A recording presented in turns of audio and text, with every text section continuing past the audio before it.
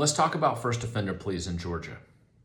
The Georgia First Offender Act is very specific law available to people that have not been convicted of a prior felony, and it's not available for certain crimes, usually sex-related crimes, but some other severe crimes you cannot plead first offender.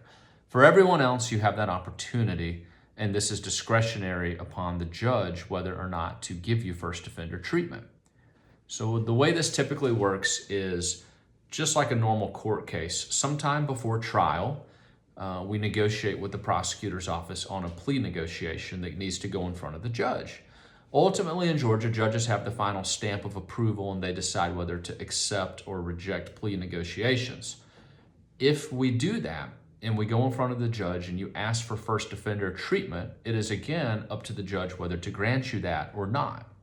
So it does not affect the probation period.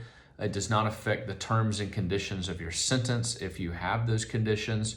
It essentially just asks the judge to allow you to do whatever is negotiated for the plea and then treat you as a first offender.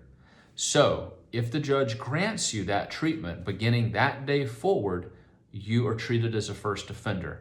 While your case is under sentence, that is until you finish all the requirements of your case, you're still in this almost a holding pattern, kind of you've got first offender treatment but have not been completely discharged and exonerated. If and when you make it successfully through your probation time or the terms and conditions of your sentence, then you would be discharged under the first offender statute. What that would allow for is a dismissal of the charges, and you can honestly answer that you have not been convicted of that crime for which you pled first offender to. Now, there's a lot of nuances to it. There's a lot of specifics as to how it may impact your case, and that's why you should give me a call to discuss first offender treatment, if it's a possibility in your case, what the realities are, and what that sentence would look like to get you first offender treatment.